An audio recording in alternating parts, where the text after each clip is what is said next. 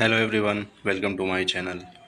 आज का जो मैं वीडियो बनाने जा रहा हूँ वो स्टेट गवर्नमेंट जो टीचर की जॉब होती है और केंद्रीय विद्यालय एनवीएस या ईएमआरएस की जो सेंट्रल गवर्नमेंट की जॉब होती है टीचर्स की, दोनों के बीच का आपको मैं कंपैरिजन करने जा रहा हूँ। क्योंकि ये जानना इसलिए ज़रूरी है और ये मैं वीडियो बनाने का मकसद इसलिए है क्योंकि बहुत से लोग जो है ऑलरेडी स्टेट गवर्नमेंट में टीचर्स होते हैं जो कि ऑलरेडी से फिर कभी केवीएस की वैकेंसी आई थी, केवीएस में उन्होंने अप्लाई कर रखा होगा। तो जब उनकी जॉब लग जाती है, उनका हो जाता है सिलेक्शन, तो वो बहुत कंफ्यूज होते हैं कि मैं केवीएस ज्वाइन करूं या ना ज्वाइन करूं, स्टेट गवर्नमेंट में रहूं। मेरा ये फ्रेंड था, 23 में मेरा सिलेक्शन हुआ।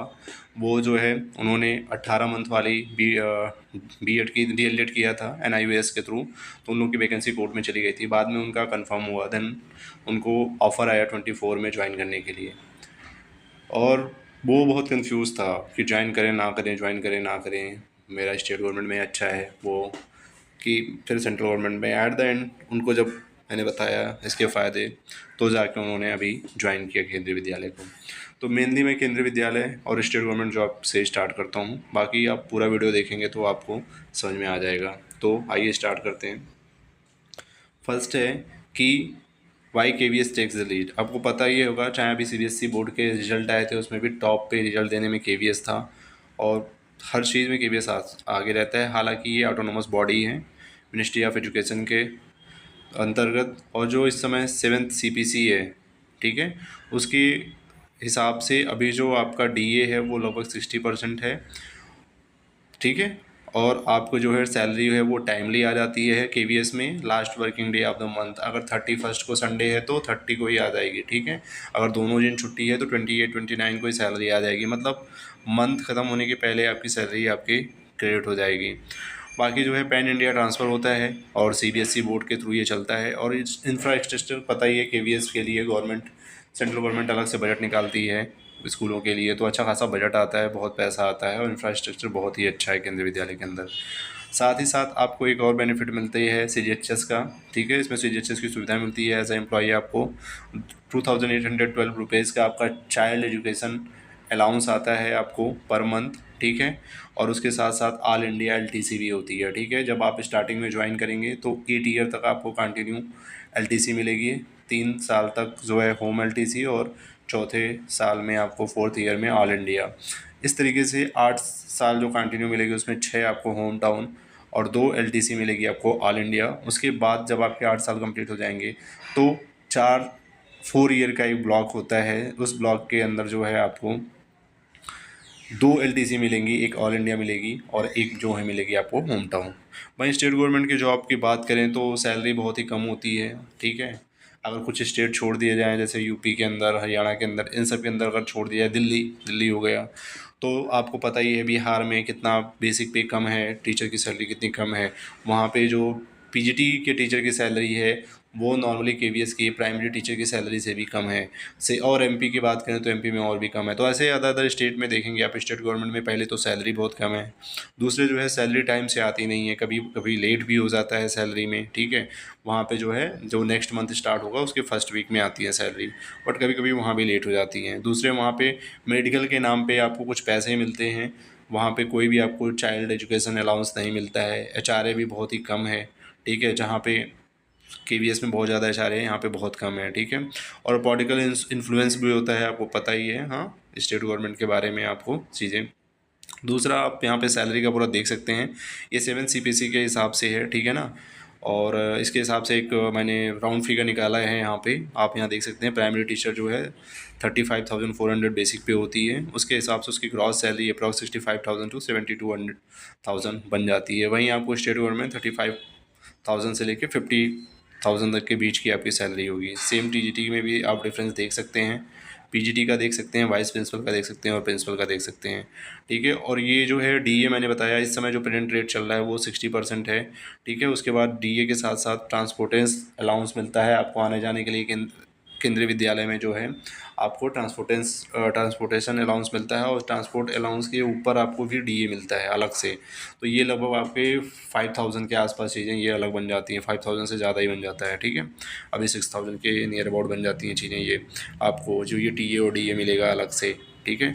और बाकी जो आपका DA है बेसिक पे वो तो आपका 60% है ही, जबकि स्टेट गवर्नमेंट में ये सब चीज़ें नहीं हैं। दूसरे आपका जो HRA है, HRA जो है KV में पता ही है आपको, X Y और Z 3 सिटीज़ में बांटा गया है। X सिटी में 30%, Y सिटी में 20% और Z सिटी में 10%, ठीक है, मिलती है। और बाकी वहाँ पे KVS में क्वार्टर की भी फैसिलिटीज़ हैं। अब KV में क्वार्टर भी होता है कैंपस में, जहाँ पे आपको लाइसेंस फ़ी और वाटर चार्ज बहुत नॉमिनल लगते हैं। उसके साथ साथ आपको अच्छे कैंपस में पास में, एक स्कूल के पास रहने को मिल जाता है। स्टेट गवर्नमेंट की बात करें तो वहाँ पे नियर अबाउट 8 to 10% होता है HRA, वो भी शहरी क्षेत्रों में। जो ग्रामीण क्षेत्र में वहाँ तो 4% मिलता है, या तो नॉमिनल होता है, फिक्स होता है 1000 से लेकर 3000 के बीच में पर मंथ, जो कि बहुत ही कम है आज के टाइम पे। आज के टाइम पे किसी भी छोटे भी शहर में आप लेने जाएंगे 1 BHK रूम भी लेंगे तो 6000 रुपीज़ 7000 रुपीज़ से कम नहीं मिलेगा, जो कि बहुत ही कम है। वहीं KVS में अच्छा खासा आपको HRA देखने को मिलता है, ठीक है। उसके बाद मेडिकल फैसिलिटीज़ की बात करें तो CGHS और उसके फैसिलिटीज़ है KVS को, जैसे सेंट्रल गवर्नमेंट एम्प्लॉय को central health government health scheme के थ्रू जो है, वैसे ही सेम KVS को भी मिलता है पूरा कवरेज, जिसके अंदर आप किसी भी ऑल इंडिया में कहीं भी CGHS सेंटर पे जाके अपना इलाज करा सकते हैं, और या रिफ़र करा के किसी भी प्राइवेट हॉस्पिटल से जो CGHS से एफिलेटेड है वहाँ से आप अच्छे अच्छे हॉस्पिटल में अपना इलाज करा सकते हैं। अब आप देख सकते हैं कि अपोलो, फोर्टिस, मैक्स, इन सब जैसे बड़े बड़े हॉस्पिटल में भी आप अपना इलाज CGHS के थ्रू करा सकते हैं, ठीक है। आजकल कोई भी छोटा बड़ा हॉस्पिटल हो, सब लगभग CGHS से जुड़ चुके हैं, और ये फैसिलिटीज़ डे बाई डे बढ़ती ही जा रही है। बाकी आपका जो OPD है और IPD का कवरेज जो है वो पूरा आपको मिल जाएगा वापस, जो भी लगता है। तो आपको पैसे बहुत कम लगेंगे, जैसे यहाँ पे फिक्स रेट है। कंसल्टेशन फीस मान लो 350 रुपीज़ है, डॉक्टर की भले ही फीस 1000 हो, लेकिन वो 350 ही चार्ज करेगा। और वो 350 भी आपको बाद में जब अपने जाके KVS में चाप अपने जो है हेडक्वार्टर में स्कूल में आप क्लेम करेंगे तो वो आपको पूरा पूरा वापस मिल जाता है। वहीं फैमिली भी डिपेंडेंट होती है आपकी, उसकी वजह से मम्मी पापा हैं, छोटे भाई बहन हैं, अगर वो डिपेंडेंट हैं तो उनके भी जो भी खर्च आएगा मेडिकल का वो सब आपको वापस मिल जाएगा, वो डिपेंडेंट होते हैं, ठीक है। तो और उसके साथ साथ जो स्टेट गवर्नमेंट है उसमें हेल्थ केयर का कुछ भी ज़्यादा है नहीं। एक फ़िक्स्ड अमाउंट आता है 300 से लेकर 1000 तक पर मंथ आपकी जो है सैलरी में ऐड होके आता है। अलग से आपको गवर्नमेंट कुछ भी नहीं देती है, ठीक है ना। बाकी इलेक्ट्रॉनिक्स बोर्ड, स्मार्ट क्लासेस हैं आजकल। हाँ, इधर जो है इंटरेक्टिव पैनल लग रखे हैं केंद्रीय विद्यालय के अंदर, जहाँ पे आप जो पढ़ाएंगे तो बच्चों को ज़्यादा अट्रैक्टिव तरीके से आप उनको इन्वॉल्व कर पाएंगे, ठीक है। आपको बहुत सुविधाएं मिलेंगी, चाहे वो आपका TLM के लिए मटेरियल्स हों, चाहे आपको डिजिटली जो भी सुविधाएं हैं सब मिलते हैं, ठीक है, केंद्रीय विद्यालय के अंदर। उसके बाद अगर हम बात करें LTC की, तो ये भी बहुत बड़ा फ़ायदा है, जैसे कि ये ऑल इंडिया ट्रांसफरेबल जॉब है। तो अगर आपको दूर भी पोस्टिंग मिल गई तो कोई बात नहीं है, गवर्नमेंट आपको साल में एक बार आने जाने के लिए पैसे पूरा फुल पे करेगी। इवन थ्रू आपकी फैमिली का भी, जो भी आपके डिपेंडेंट है, माता पिता भाई बहन, सबका जो भी जाने आने का, और वो भी सेकंड AC का किराया मिलता है आपको, समझ रहे हैं आप। और अगर आप फ़्लाइट से भी जाना चाहें तो वो मना नहीं करेंगे, आप फ़्लाइट से भी जा सकते हैं, बट जो भी सेकंड AC का किराया बनता है ट्रेन का वो आपको मिलता है। तो इस तरीके से आपको बहुत ही फ़ायदा है, जबकि वहीं पे स्टेट गवर्नमेंट में ऐसा कुछ भी नहीं है। और सबसे बड़ा फ़ायदा ये है कि हर 4th ईयर के ब्लॉक में एक बार आपको ऑल इंडिया LTC मिलती है, माने आप कहीं भी ट्रेवल कर सकते हैं, उस ऑल इंडिया LTC में आप घूम के आ सकते हैं, ठीक है। आपको इंडिया में जहाँ भी घूमने जाना है उसका पूरा किराया आपको वापस मिल जाएगा आपकी फैमिली के साथ, ठीक है। जबकि स्टेट गवर्नमेंट में ऐसा कुछ भी नहीं है, ठीक है ना। और उसके बाद आएंगे children education allowance CA and hostel subsidy. तो अगर आपके बच्चे हैं तो 2 बच्चे तक आपको पर बच्चे पे 2812 रुपीज़ पर मंथ लगभग, मतलब अगर ईयरली बात करें तो 33,750 रुपीज़। कहाँ से? प्री प्राइमरी से लेके आपको 12th क्लास तक बच्चे का आपको एवरी ईयर आपको मिलेगा, ये भी 2 बच्चे तक मिलेगा आपको।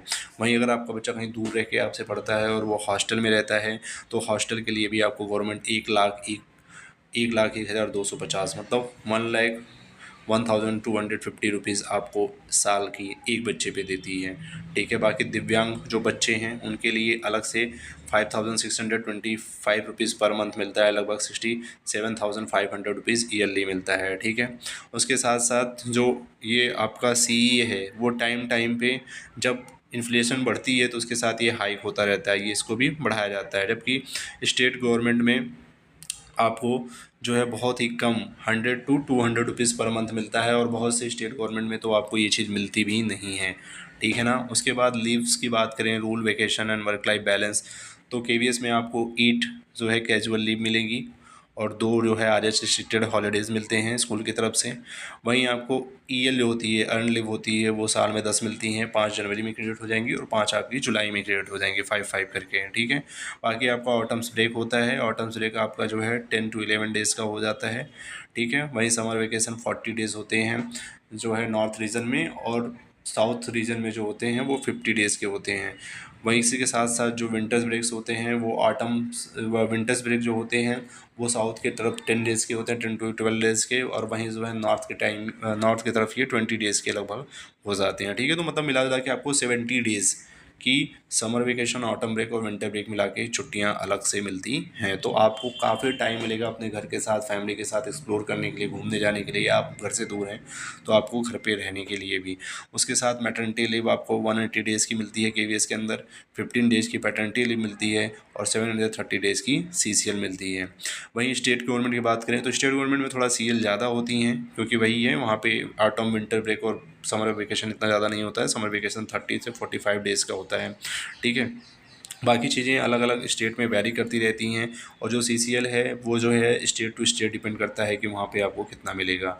उसके बाद वर्क इन्वायरमेंट, इंफ्रास्ट्रक्चर और नेशनल एक्सपोजर की बात करें तो केवीएस स्कूल जो है वो डिजिटल एजुकेशन को, interactive smart boards, advance science and computer labs होती हैं, ठीक है। अभी एटीएल थिंकरिंग लैब करके आ गए हैं, वहाँ पे आपको नए नए चीज़ें सिखाई जा रही हैं, ठीक है। वोकेशनल एजुकेशन के लैब बन रखे हैं केंद्रीय विद्यालय के अंदर, स्मार्ट बोर्ड के थ्रू पढ़ाई हो रही है, साइंस कंप्यूटर लैब्स अलग से देखने मिलता है, और जो भी स्टैंडर्डाइज सीबीएसई करिकुलम है उसके थ्रू आपको पढ़ाई की जाती है। यहाँ पे कोई भी पॉलिटिकल प्रेशर नहीं है, केवीएस पूरी तरीके से फ्री है, ठीक है। वहाँ पे किसी भी स्टेट गवर्नमेंट का कुछ भी नहीं चलता है, वहाँ पॉलिटिकल प्रेशर नहीं होता है, और ऑल इंडिया का ट्रांसफ़र है आपका, ठीक है। तो जो लोग पूरे इंडिया में घूमना चाहते हैं, टहलना चाहते हैं, एक्सपोजर लेना चाहते हैं, उनके लिए ये एक बहुत ही अच्छी जॉब है, ठीक।